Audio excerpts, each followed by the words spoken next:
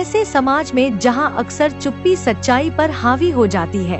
यह अभूतपूर्व पॉडकास्ट उन भारतीय पुरुषों की अनकही कहानियों को उजागर करने का साहस करता है जिन्होंने झूठे आरोपों का सामना किया है। न्याय के लिए एक अथक आवाज विनोद तिवारी द्वारा होस्ट किया गया पॉडकास्ट सामाजिक और कानूनी पूर्वाग्रहों से जूझ रहे लोगों के कच्चे और वास्तविक अनुभवों पर प्रकाश डालता है।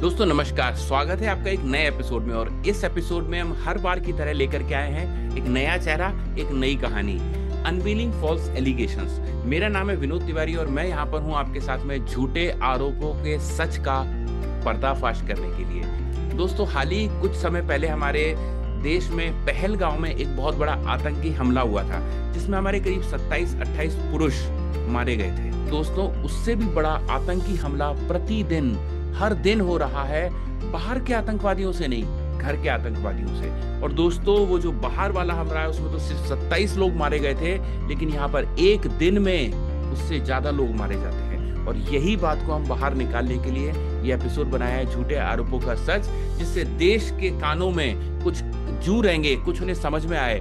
शायद सरकार को, शायद कानून व्यवस्था को, शायद पुलिस व्यवस्था को कुछ समझ में आए कि पुरुष का आयोग भी जरूरी है, पुरुष की बात सुनना भी जरूरी है। एक तरफा कानून से हम न्याय नहीं दिला सकते सभी को।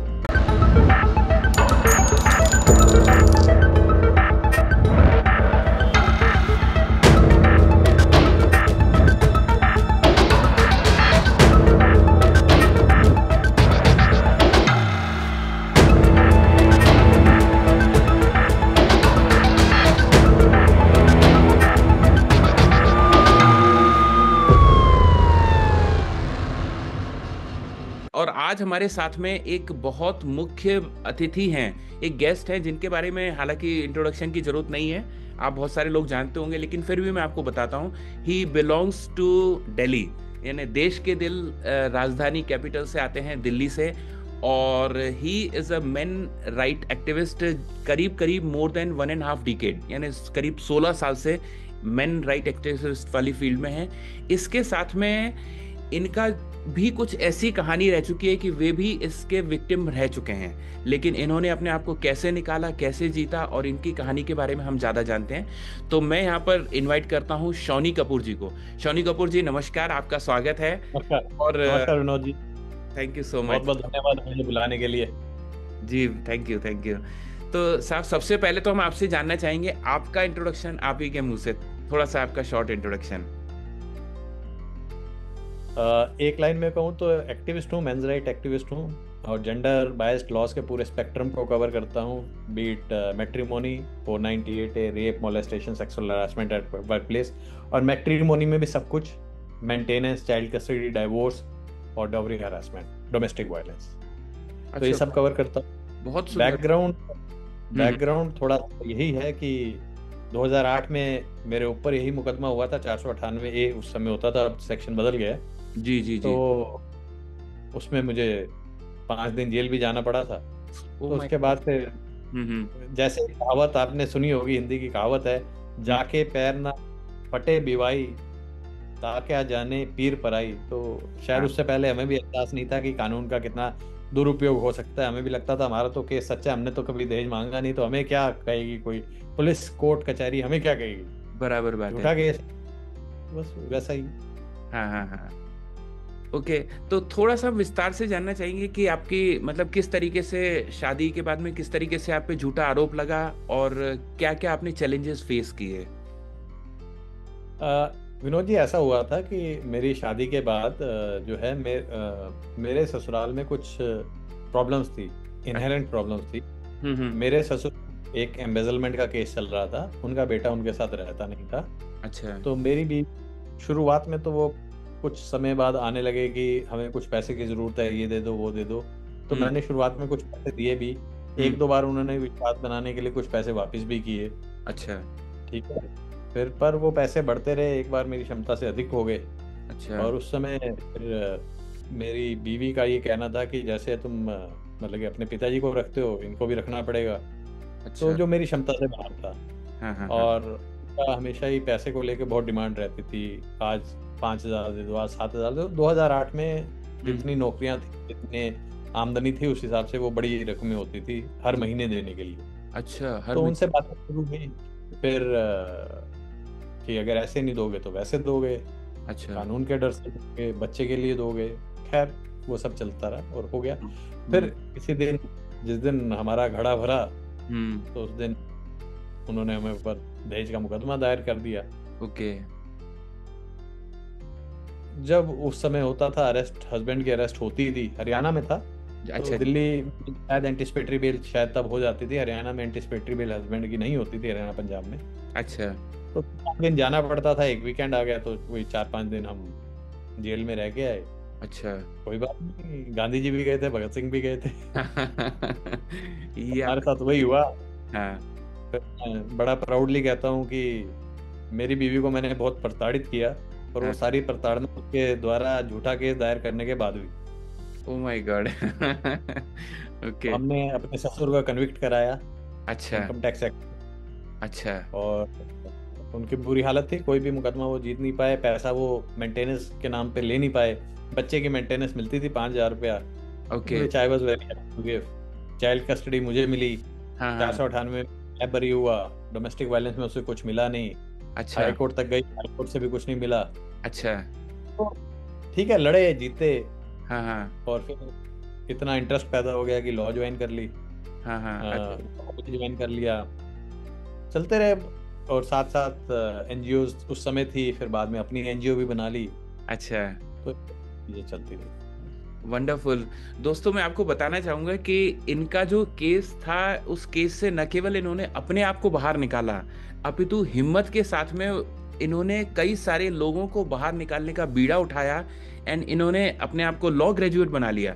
मतलब आप देखिए कि केस लड़ते लड़ते बहुत सारे लोगों को इसकी थोड़ी नॉलेज हो जाती है, लेकिन कुछ लोग ऐसे होते हैं कि वो फिर रियल डिग्री भी ले लेते हैं। तो इन्होंने लॉ ग्रेजुएट भी करके अपने आप को एक एनजीओ बना करके और बहुत सारे लोगों की हेल्प कर रहे हैं। तो हम थोड़ा सा ये जानना चाहेंगे शौनी जी आपसे कि मैं आपने एनजीओ बनाने के बाद में आपके किस मिशन पे आपने इस पे काम करना शुरू किया, किस तरीके से आपने इसका विस्तार किया? देखिए, शुरुआत तो मैट्रिमोनी से ही हुई, अच्छा। पर फिर धीरे धीरे जैसे चीज़ें बदली, 2012 में निर्भया कांड के बाद कानून में परिवर्तन आए, तो बहुत से लोग रेप और मोलेस्टेशन की झूठी शिकायतें लेके आने लगे, तो उसके बारे में भी बात करते थे। कुछ लॉ फर्म्स हैं ऑल इंडिया बेसिस पे जिनसे हमारा कुछ ना कुछ राब्ता रहता है। तो अच्छा। उनसे भी सहयोग लिया गया और हर तरह की मदद उनसे भी ली गई। सब है। और आज की तारीख में मैं sexual harassment at work place पे, मोलेस्टेशन पे, रेप पे 498 है, जो अब बदल के 86 हो गया है बीएनएस का। और चाइल्ड कस्टडी जो है वैसे भी मेरे दिल के बहुत करीब है, क्योंकि मैंने अपने बच्चे की कस्टडी के लिए बहुत कुछ किया। अच्छा अच्छा अच्छा। तो वो सब चीज़ें लेके करते हैं, जो मदद हो सकती है वो करते हैं। जहाँ आपको किसी तरह की कानूनी मदद की ज़रूरत होती है, वहाँ पे जो पार्टनर एडवोकेट्स हैं उनके साथ काम करते हैं, सब कुछ करते हैं। बहुत सुंदर। सो बेसिकली हम थोड़ा सा इसको विस्तार में जानना चाहेंगे कि यदि कोई व्यक्ति इस दौर से गुजर रहा है, तो थोड़ा सा हमको आप शॉर्ट में बताएं कि उस व्यक्ति को किस तरीके से स्टेप्स लेने चाहिए, क्योंकि आपने तो अपने आप को being a educated person and from a good background, आपने अपने आप को सशक्त बना करके इतने ढंग से लड़ा कि शायद आपने उनको चारों खाने चित कर दिया। तो किस तरीके से एक आम आदमी जो कि लेमैन है, वो कैसे अपने केस को लड़े और किस किस स्टेप्स के थ्रू इसको फेस करे? देखिए, सबसे पहली बात तो मैं सबको कहता हूँ, डरना नहीं है। Very good. कोई हवा नहीं है। मैट्रिमोनियल केसेस की बात कर रहा हूँ सबसे पहले। मैट्रिमोनियल केसेस कोई हवा नहीं है। अगर आप शुरुआत के 15-20 दिन, 2 महीना निकाल सकते हैं, तो आप नियरली सर्टेन है कि आप जीतेंगे। अगर आप उसमें हताश हो जाते हैं, वही दिन आपसे निकलते हैं, उसी की पुनरावृत्ति आपके साथ बार बार होती रहती है, तो डिफिकल्ट हो जाती हैं। 2014 के बाद बड़ा ही मूलचूल परिवर्तन आया है जिस तरह से दहेज विरोधी मुकदमों को देखा जाता है। पूरे हिंदुस्तान में अरेस्ट लगभग नेग्लिजिबल है। Very true. दिल्ली जैसे शहर की बात करूं तो दिल्ली जैसे शहर में अब, या चंडीगढ़ में भी अब, लड़के को ट्रैवल करने की आवश्यकता नहीं रह गई है। अच्छा ठीक है, जी, सारा काम वीडियो कॉन्फ्रेंसिंग से हो सकता है। अभी बराबर। मैंने रिप्रेजेंटेशन दी थी CAWS सेल दिल्ली के अंदर कि जो भी लोग दिल्ली के बाहर के हैं या NRIs हैं, उन्हें दिल्ली में आना ना। अभी दिल्ली से शुरुआत की है, लगभग 4 CAWS सेल ने अलाउ कर दिया है कि जी, आप 15 CAWS सेल हैं, मेरे को कुल मिला के 6 का ही जवाब मिला है, अच्छा, जिनमें 4 ने अलाउ कर दिया है कि अगर जेन्युइन किसी की परेशानी है, कोई दिल्ली से बाहर रहता है, विदेश में रहता है, तो उसे आने की आवश्यकता नहीं, वो वीडियो कॉन्फ्रेंसिंग से ही जो है प्रोसीडिंग्स ज्वाइन कर सकता है। दिल्ली सभी कोर्स जो हैं वो ऑनलाइन हो चुके हैं। ठीक अच्छा, है, तो उसमें आने की आवश्यकता नहीं है। तो जो सबसे बड़े जो डर थे पुरुष के, वो थे क्या मैं गिरफ्तार हो जाऊंगा, क्या मेरे फैमिली वाले गिरफ्तार हो जाएंगे। तो यकीन मानिए कि अब ना आप ना आपके फैमिली वाले ही कोई गिरफ्तार होने वाले हैं। अच्छा, दूसरा था, क्या मुझे लॉन्ग डिस्टेंस ट्रैवल करना पड़ेगा। हाँ तो जी, अब दिल्ली और चंडीगढ़ में है, पर धीरे धीरे पूरे देश में ये सुविधाएं आ जाएंगी कि आपको बहुत ज़्यादा ट्रैवल नहीं करना पड़ेगा। वंडरफुल। रही बात, कुछ चीज़ें जो हैं अभी भी दिक्कत का विषय रहती हैं, जिसमें एक है मेंटेनेंस, दूसरा है चाइल्ड कस्टडी और तीसरा है डिवोर्स। तो जी मेंस राइट में बहुत सारे लोगों को ये समझाया जाता है कि आप डिवोर्स फाइल नहीं करेंगे, जिससे कि जो पेन है वो आप खुद ही लंबा कर लेते हैं। मेरा ये मानना है कि अगर आपको डिवोर्स चाहिए तो आपको फाइल कर देना चाहिए। मेंटेनेंस लड़की को मिलनी है तो वो तो उसको हिंदू मैरिज एक्ट में मिले, चाहे DV में मिले, चाहे 125 में मिले, चाहे आमा में मिले, उसे मिलेगी कि अगर उसकी वो डिजर्व करती है। रजिस्टर वर्सेस नेहा आने के बाद उसे मिलेगी चारों जगह, पर देनी तो एक ही जगह है जो अधिकतम है। आप अगर डिवोर्स फाइल नहीं कर रहे हैं, आपको लग रहा है कि कोर्ट, अगर मैं डिवोर्स फाइल करता हूँ ज्यादा एलिमनी मिलती है, ऐसा कुछ नहीं है, ये सब भ्रम है। Okay okay. ऐसा कोई कानून में प्रोविजन नहीं है कि लड़के ने फाइल किया तो उसे ज्यादा एलिमनी देनी पड़ेगी, लड़की ने फाइल किया तो उसे कम एलिमनी देनी पड़ेगी। जबकि HMA के हिसाब से तो conduct of the party is very important. Okay, अगर ये आप साबित कर देते हैं कि आपकी बीवी जो है उसका या तो करेक्टर खराब है, या वो क्रूएल थी, या वो डेजर्ट कर गई थी, तो एक्चुअली उसे मेंटेनेंस कम मिलनी चाहिए, क्योंकि कंडक्ट ऑफ द पार्टीज में उसका कंडक्ट खराब हो जाएगा, ऐसा मेरा मानना है। रही बात चाइल्ड कस्टडी की, तो बहुत से लोग चाइल्ड कस्टडी भी 2-2 साल तक फाइल नहीं करते, बाद में कहते हैं जी हमें बच्चा मिला नहीं। अरे भैया, अगर बच्चा लेके गई है आज, फाइल करो यार चाइल्ड कस्टडी सुबह उठते ही। मैं विनोद जी, सबसे पहली बात आपको बताता हूँ, जेल से निकलने के बाद तो सबसे पहला काम मैंने किया था वो चाइल्ड कस्टडी की पिटीशन ड्राफ्ट करके फाइल करना था। मेरे बच्चे की उम्र सिर्फ 1 साल और 9 महीने थी। ओह अच्छा। दुनिया के सारे एडवोकेट्स मुझे उस समय कहते थे जी आपको बच्चे की कस्टडी नहीं मिल सकती, बच्चे की उम्र 5 साल से कम है। जब मैंने केस प्रेजेंट किया था तो जज साहब ने भी यही कहा था, मैंने पार्ट इन पर्सन प्रेजेंट किया था। उन्होंने भी कहा था जी 5 साल से छोटे का बच्चा है कैसे। मैंने कहा जी welfare of the child whole concept, मैं प्रूव कर दूंगा कि welfare of the child is with me. Very good. जो मैंने बाद में कर दिया, कस्टडी मुझे मिली। तो ये सब चीजें जब करते हैं आप, हालांकि उसके बाद कस्टडी मिलने के बाद एग्रीमेंट हो गया, वो सब हो गया, हाँ जी, बट मैं 498 में बरी हुआ। देखिए, शुरुआत में अगर आप महीना, 15 दिन, 2 महीने, 3 महीने का जो शुरू के इरिटेशन है वो झेल लेते हैं, पुलिस आपको डराती भी है, लॉयर्स भी आपको डराते हैं, जनरल परसेप्शन है वो भी ये है कि आपके ऊपर एक बार मुकदमा हो गया तो आप तो हार ही गए। अरे नियरली 0% कन्विक्शन है, नियरली 0% कन्विक्शन है। ठीक है, 90% मैटर सेटल होते हैं, पर 10% तो फाइट होते हैं, उसमें भी नियरली 0% कन्विक्शन है। तो सजा होने की जो संभावनाएं हैं वो बहुत बहुत बहुत कम है जी, और the fact in favour of you.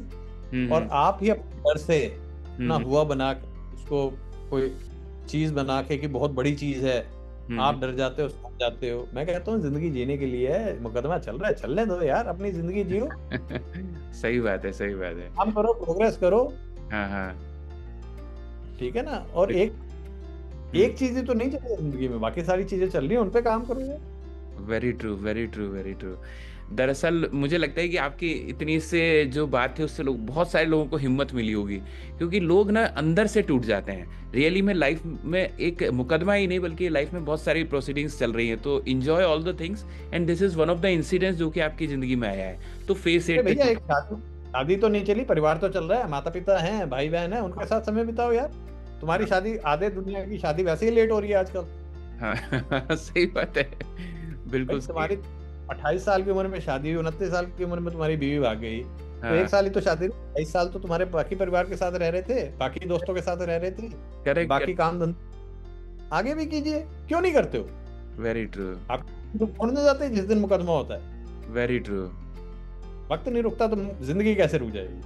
बिल्कुल सही बात है।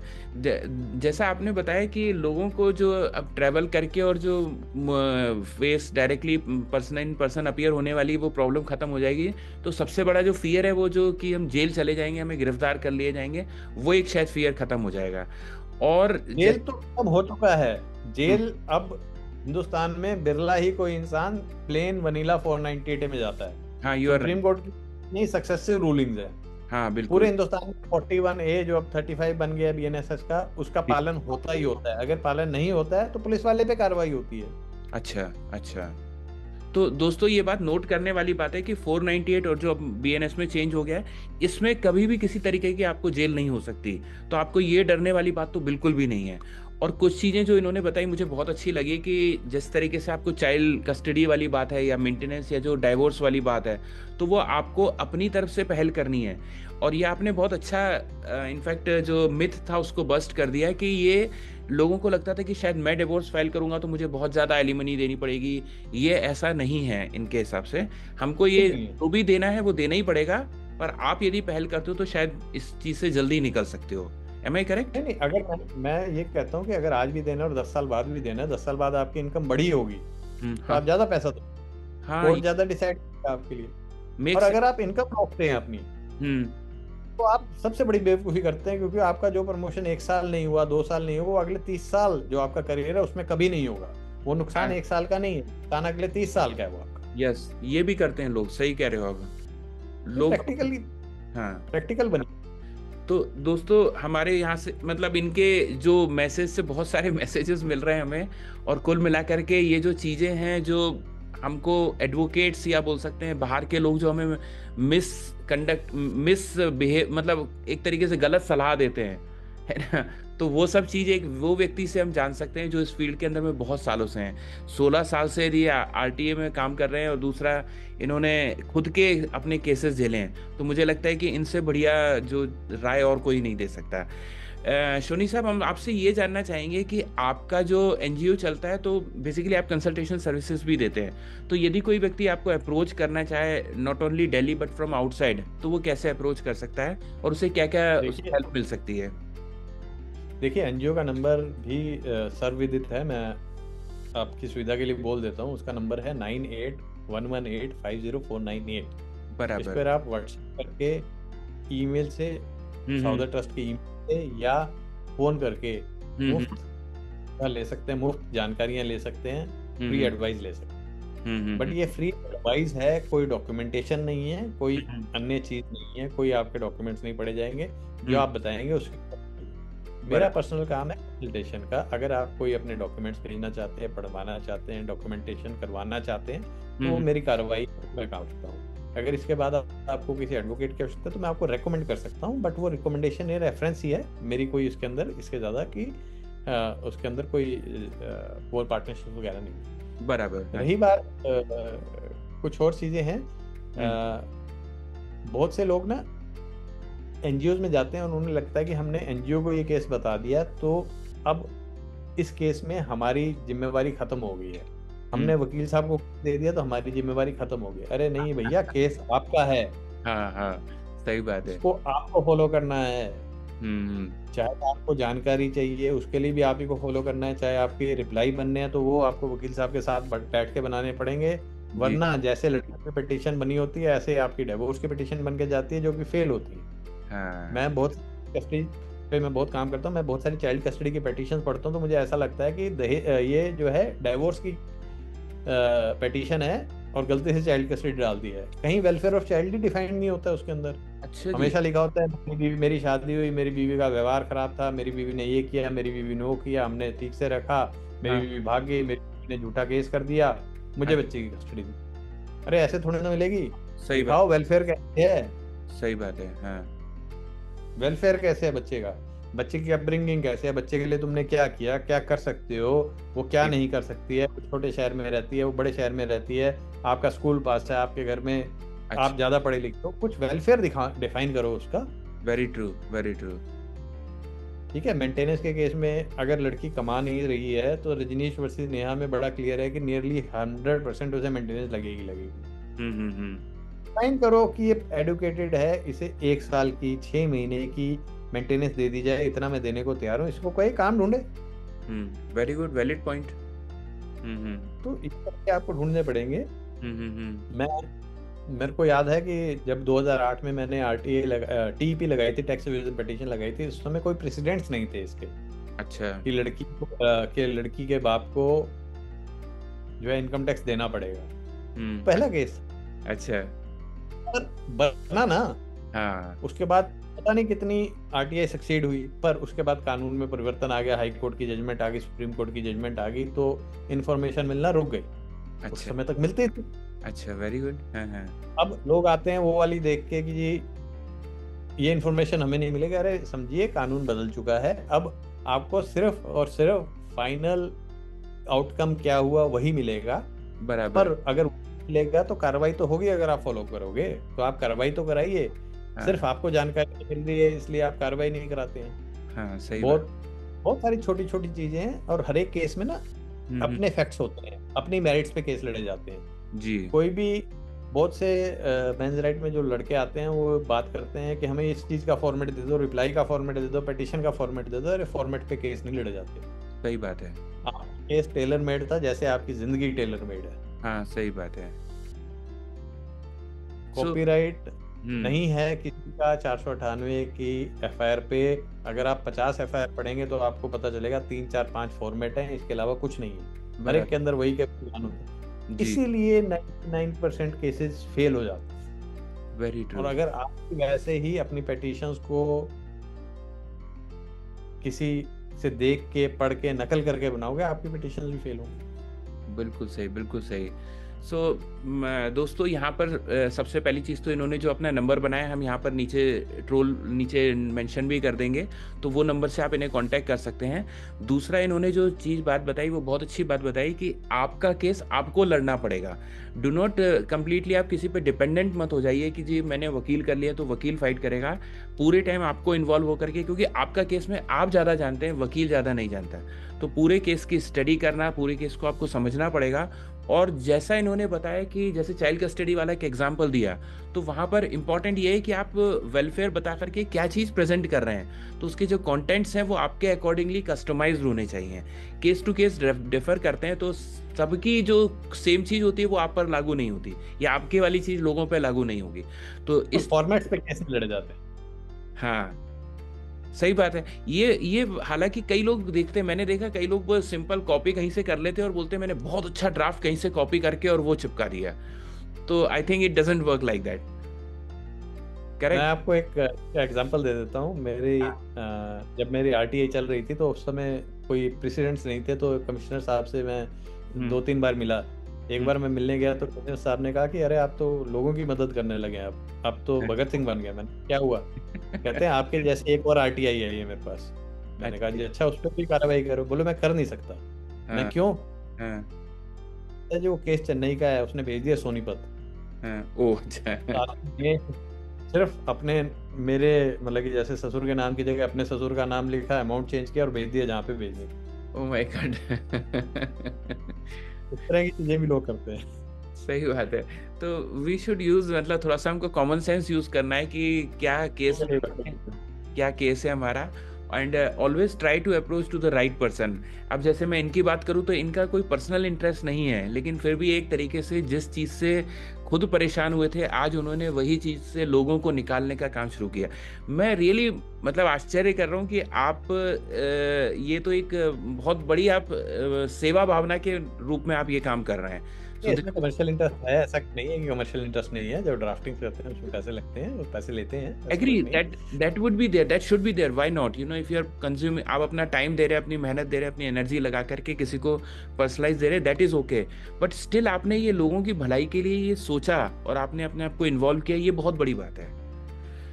तो शौनी जी, हम ये जानना चाहेंगे कि आज की डेट के अंदर में भारत में मतलब जिस तरीके से सभी जगह के अंदर में एक आवाज उठाई जा रही है कि पुरुष आयोग बहुत जरूरी है या मेंस कमीशन होना चाहिए, जो सुसाइड के केसेस बढ़ रहे हैं, इवन सुसाइड तो छोड़ो, हत्या के केसेस बढ़ रहे हैं, मतलब लड़कियां अपने जो कानून है उसका दुरुपयोग कर रही है, तो इसको आप कैसे देखते हैं?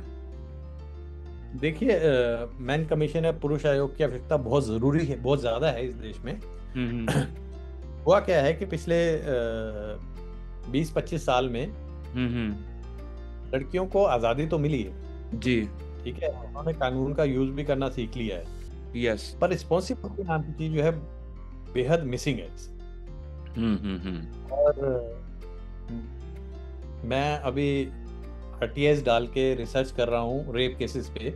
अच्छा। और पॉक्सो तो दिल्ली में अभी RTS जो मैंने डाली है उसमें बड़ा ही शॉकिंग डेटा निकल गया है। 40% औरतें जो हैं केस करने के बाद गायब रहती हैं या रिजाइल कर जाती हैं, कहती हैं हमारे साथ रेप हुआ ही नहीं। अच्छा जी। आपको ये जानकर आश्चर्य होगा कि 4 लाख का कंपनसेशन मिलता है एक लड़की को रेप का केस फाइल करने पर, जो एक बहुत बड़ी रकम है। Oh my God, okay. और जब लड़की मुकर जाती है, लड़की कहती है मेरे साथ ऐसा हुआ नहीं है, तो कोई मैकेनिज्म नहीं है कि उससे रिकवरी की जा सके। ओह, अच्छा अच्छा अच्छा। हरियाणा में चीफ मिनिस्टर ने एक महिला को नारी सशक्तिकरण सम्मान दिया। अच्छा जी। क्यों दिया? क्योंकि उस लड़की ने 22 रेप एक्यूज को गिरफ्तार कराया था। अरे वाह। मुझे बड़ा अच्छा लगता है कि लड़की ने 22 रेप एक्यूज को गिरफ्तार कराया। पर बाद में थोड़ी सी और जांच करने के बाद पता चला कि वो 22 के 22 रेप केसेस उसने खुद फाइल किए थे। अरे बाप रे, ओह माय गॉड।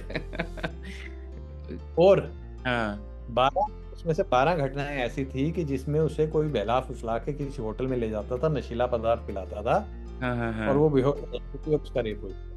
अच्छा। तो मतलब कि वो लड़की 12 बार, इतनी भोली लड़की, वो 12 बार ऐसे होटलों में चली गई जहाँ पे उसको कुछ पिलाया गया, उसने पी लिया। पहले तो वो चली जाती थी, फिर वो पी लेती थी, फिर उसको हो जाता था। करेक्ट। मैं मतलब कि हैरान हूँ। सही में हैरान वाली बात है। ऐसी ऐसी चीजें भी होती हैं। जी जी जी, रियली वेरी सरप्राइजिंग। मेरे पास अब ऐसे काफी लड़कियों का डेटा है जिन्होंने 8 केसेस, 10 केसेस, 15 केसेस फाइल किए हुए हैं। Oh my God, oh my God. के लिए और ये एक्सटॉर्शन रैकेट है। अच्छा, सही बात, एक्सटॉर्शन रैकेट है ये।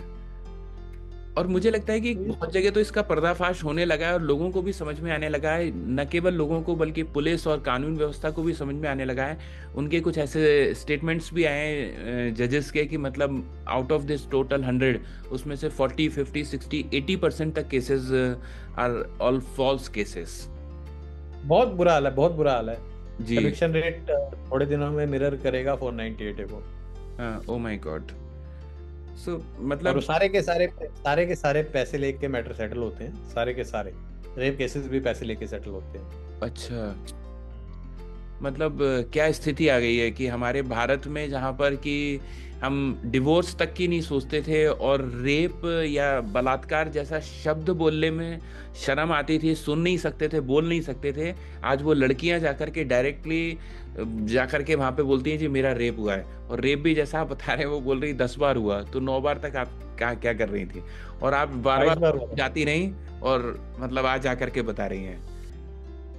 ऐसा ही होता है। ये कहानियां जो हैं ये छाप दी जाती हैं क्योंकि कुछ रूलिंग्स ऐसी हैं, कुछ कानून उनकी मदद करता है कि अगर FIR आई लेना ही है और दायर करनी है, चार्जशीट आएगी और तो उससे मिलेंगे ही मिलेंगे। अच्छा। कंपनसेशन तो उससे। दोस्तों यहाँ पर हम जो है चर्चा कर रहे हैं कि इस वक्त के अंदर में भारत में जो इतना बुरा माहौल चल रहा है कि लोग झूठे केसेस पे केसेस करते जा रहे हैं, उसको रोकने का कोई तरीका नहीं दिखता है जब तक कि हम कुछ पुरुष आयोग या कुछ इस तरीके का गवर्नमेंट से मांग न करें। और इस वक्त में यह हाल हो गया है कि न केवल कानून व्यवस्था, न केवल पुलिस, बल्कि सारा महकमा, सारे लोग जानते हैं कि बहुत सारे झूठे केसेस हो रहे हैं और इसका महिलाएं कहीं ना कहीं दुरुपयोग कर रही है, जबकि वो उनके उपयोग के लिए बनाया गया था। तो आज शोनी साहब मैं आपसे जानना चाहूँगा कि मतलब आप तो बहुत सारे केसेस एक्टिविस्ट होने के नाते देखते हैं और पूरे टाइम इसी फील्ड में रहते हैं, तो ये जो जिस तरीके के केसेस आ रहे हैं उसमें झूठे केसेस में कैसे लोग मतलब निकल पाते हैं, किस तरीके से वो लोग फेस करते हैं ये प्रॉब्लम्स? देखिए, दो ही तरीके से आप निकल सकते हैं, या तो आप लड़के निकल सकते हैं या आप पे करके निकल सकते हैं। हम्म। तीसरा कोई तरीका है नहीं। और मेरा हमेशा से मानना रहा है, लड़ते रहो। हम्म। और, अगर कहीं आपको मौका मिले तो सेटलमेंट कर सकते हैं। अब ऐसा कुछ नहीं है, 90% केसेस, 95% केसेस में सेटलमेंट होता ही है। हाँ बिल्कुल। समय नहीं, वरना आप तो लड़ते रहिए। और लड़ने से क्या होता है कि अगर आप नहीं लड़ते हैं तो आप 10 रुपए देते हैं, लड़ते हैं तो आप 1 रुपया देते हैं। ये फर्क आ जाता है वाह, लड़ने बिल्कुल से। बहुत सही पॉइंट कहा आपने कि यदि आप फाइट करते हैं तो आप अपने केस को ढंग से जीतते हैं, और आप मतलब उसके अंदर में एक जो जेन्यून या नॉर्मल है, या आप उसको फाइट करके आप कई बार जीरो एलिमनी पे या जीरो मेंटेनेंस पे भी जीत सकते हैं। और बहुत सारे बिल्कुल ऐसे बिल्कुल। उदाहरण हैं। हाँ, जी। बहुत सारे ऐसे उदाहरण भी हैं जहाँ लड़कियों ने पैसे दिए हैं। अच्छा, लड़कियों ने पैसे बहुत दिए? सारे तो नहीं, कुछ कुछ ऐसे उदाहरण भी हैं। हाँ, ऐसे उदाहरण हैं अच्छा, ऐसा हमारे पास। समझा नहीं, मतलब किस तरीके से लड़की ने कैसे पैसे दिए? जहाँ लड़की फंस जाती है झूठ बोलते हुए 340 में, उसके ऊपर कार्रवाई शुरू हो जाती है। अच्छा। जहाँ वो बुरी तरह से हार रही होती है, उसके खिलाफ कोई एक आधी FIR हो जाती है। तो हाँ, ऐसे कम होता है, पर इक्का दुक्का कहीं कहीं ऐसे एग्जाम्पल भी आने लगे। वेरी पर ट्रू। उसके लिए लड़ना जरूरी है, बिना लड़े नहीं होता। हाँ, बिना लड़े नहीं होगा। तो आपको आपके ऊपर में जो केस हुआ है उसको ढंग से देखना है, समझना है, और उसमें लूप होल्स ढूंढनी है कि कहाँ पर उसने झूठ बोला है, गलत बोला है। और जैसा शौनी साहब ने बताया कि 340 परजरी करके हम उसको फाइट कर सकते हैं, और यदि आप ढंग से फाइट करते हैं तो 0-0 पे या माइनस पे भी सेटल हो सकता है, यानी हाँ हाँ, कंडीशन आ सकती है कि उसको पे करना पड़े। तो बिल्कुल। हाँ, तो शौनी साहब, आप जो है लोगों को, मतलब आपने इतना समय बिताया, आपने अपने खुद के केस जीते, और कैसे आपने मतलब इन सब का एक्सपीरियंस लिया, तो आप लोगों के लिए क्या मैसेज देना चाहेंगे? देखिए, मेरा पुरुषों के लिए ना एक मैसेज बड़ा ही कंसिस्टेंट है। अच्छा। मेक और मनी, हम्म। अधिक पैसा कमाएं। अगर मुकदमे पैसों पे ही खत्म होने हैं हम्म। तो ज्यादा कमाएंगे तो कम दुख होगा। अच्छा। और दूसरी बात, हाँ। आप बहुत से लोग ना नौकरियां छोड़ देते हैं ऐसे मसलों में, उनके कारोबार ठप हो जाते हैं। हाँ हाँ। तो सिर्फ लड़की जो है आपको जेल नहीं भेजना चाहती, वो आपको बर्बाद करना चाहती है। हाँ जी। और आप सब लड़ झगड़ के अगर केस जीत भी लिए, आपका करियर बर्बाद हो गया, आपका कारोबार ठप हो गया, तो आप जीत के भी हारे हैं। हाँ तो आप जो काम करते हैं उसे ढंग से कीजिए। हाँ। आप अगर नौकरी करते हैं तो उसमें अपना 100% दीजिए, आप कोई कारोबार करते हैं तो उसमें अपना 100% दीजिए। जी। केसेस की जितनी अहमियत है उससे बढ़ने मत दीजिए। It is just a fraction of your life, right. It is not your life. केसों को अपनी जिंदगी मत बनाइए। हाँ हाँ हाँ। बहुत मैंने आपने अच्छा लाख टके की बात कह दी, मेरे को बोलना चाहिए कि दरअसल विपरीत पार्टी का तो मोटिव ही यही है कि वो आपको डिमोरलाइज करे, डिसअपॉइंट करे, और आपको डिस्करेज करके आपका कैरियर ही बर्बाद कर दे। लेकिन यदि आप भी यही काम करते हैं तो समझ लो आपने उसको जिता दिया। तो बिल्कुल। और मैं तो हमेशा ही कहता हूँ, मेरी जीत वही है कि जब अगर कभी मेरी बीवी मेरे बारे में सर्च करती है तो वो पाती है कि मेरी एक सक्सेसफुल मैरिज है, जिसमें मेरी उसका बच्चा भी मेरे साथ रह रहा है, मेरी दूसरी एक बिटिया भी है, हम एक अच्छे परिवार की तरह हम चारों रहते हैं। अच्छा। मेरे पिताजी मेरे साथ रहते हैं, हाँ हाँ करियर में good, my wife is doing good, मेरा बच्चा अच्छा पढ़ रहा है। हाँ हाँ हाँ। ज्यादा बदला मुझे नहीं चाहिए। Very good. एक कहावत भी है, शायद आपने सुनी होगी, success is the biggest revenge. बस, क्या रिवेंज, मेरे को क्या बदला चाहिए? मेरे को उसके घर जाके थोड़ी ना देखना। वो सर्च करती है मुझे, हाँ। रिश्तेदार आके मुझे बताते हैं। अच्छा। सही बात है, सही बात है। और हारती है, रोज हारती है वो। हाँ, सही बात है, सही बात है, बिल्कुल सही। मैंने दरअसल ये कहीं पे सुना हुआ है कि जो मतलब इस तरीके का ब्रेकअप होता है और इस तरीके की डिवोर्स होते हैं या कंडीशंस आती हैं, तो इसमें औरतें और आदमियों का यदि थोड़ा सा वो पैटर्न देखा जाए तो शुरू के 2-3 साल जो होता है वो औरत बहुत खुश होती है, बहुत ही खुश। उसको लगता है जैसे उसने पता नहीं जंग जीत ली और उसे बड़ी विक्ट्री मिल गई, फ्रीडम मिल गई। आज के जो फेमिनिस्ट है उनको फ्रीडम शब्द बहुत अच्छा लगता है, उनको लगता है फ्रीडम मिल गई। और आदमी वो जो शुरू के 2-3-4 साल होते हैं बहुत दुखी होता है, बहुत परेशान परेशान होता है, उसे लगता है जैसे उसकी दुनिया ही लुट गई। इवन कई सारे लोग सुसाइड और वो तक नौबत पे पहुंच जाते हैं। लेकिन इसके बाद का जो ग्राफ है वो बिल्कुल अपोजिट होता है, जो मैंने सुना है कि औरतें डिप्रेशन में चली जाती हैं, उनको धीरे धीरे रिग्रेट होने लगता है कि हमने क्या खो दिया, हमने कितने बड़ी पैर पे कुल्हाड़ी मार ली और हमने आज अपनी जिंदगी बर्बाद कर ली। और वरन आदमी धीरे धीरे भूल करके अपने आप को प्रोग्रेस करता है, ग्रो करता है और सक्सेसफुल हो जाता है। तो ऐसा आपको भी लगता है शौनी साहब? बिल्कुल, मेरे लिए तो सबसे बड़ी विक्ट्री वही थी जब मुझे किसी ने बताया कि मेरी बीवी ने अपने बाप को थप्पड़ मार दिया कि तुम्हारी वजह से ऐसा हुआ। ओह, अच्छा अच्छा अच्छा। मेरे तो जेल जाना ना जाना सब बराबर हो गया। कोई फर्क नहीं पड़ता।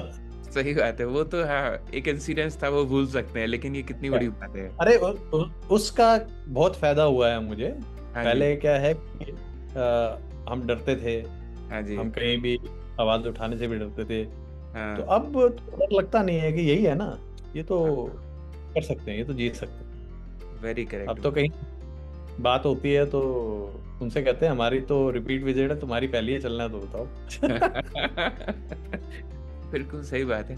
और ये बात सच है, मैं अभी यहाँ पे कई लोगों से मिलता रहता हूँ, तो अहमदाबाद में मैं भी एक सज्जन से मिला, तो वो कहते लगे कि हमारी साहब जन्मों जन्मों तक, आज मतलब 2 3 4 पीढ़ी का यदि मैं बात करूँ, तो हम कभी पुलिस थाने नहीं गए, पुलिस हमारे घर नहीं आई, लेकिन मैं पहली बार गया। तो वो साहब एक लोगों को बड़ा ठप्पा सा लगता है, ऐसा लगता है हम पुलिस थाने गए तो बहुत वैसी वाली बात है। बट वही वाली बात है कि आप पुलिस थाने क्यों गए। आप कोई आतंकवादी या कोई देशद्रोह या कुछ ऐसे काम में नहीं है। ये तो घरेलू मामले हैं, विच इज नॉट समथिंग नहीं नहीं, अब दूसरी बात देखो, अब हमारा तो बीड़ा है कि कानून बदलने चाहिए, इसके लिए जंतर मंतर पे प्रोटेस्ट करते हैं, तब भी पुलिस उठा के ले जाती है। हाँ हाँ हाँ, सही बात तो है, क्या हो जाएगा? सही बात है। किसी को तो जाना, वरना कैसे बदलेगा काम?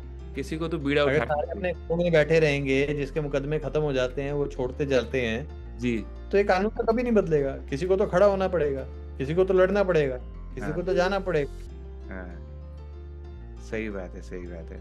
और सबसे अच्छा, तो सबसे बड़ा एग्जाम्पल तो मैं आपका ही बोलूंगा कि आपने despite of those struggles, those challenges, उसके बाद आप उठे, खड़े हुए, आपने जीत हासिल करी, आपने अपनी नई जिंदगी शुरू करी, लेकिन आपने लोगों को सफल होने के लिए, सपोर्ट करने के लिए एक पूरा माध्यम बना दिया है। और मैं तो इनफैक्ट आपसे इंटरव्यू लिख के पहले मैंने आपकी वेबसाइट भी विजिट करी, जो मुझे बहुत ही प्रोफेशनल, अट्रैक्टिव और बहुत नॉलेजेबल लगी।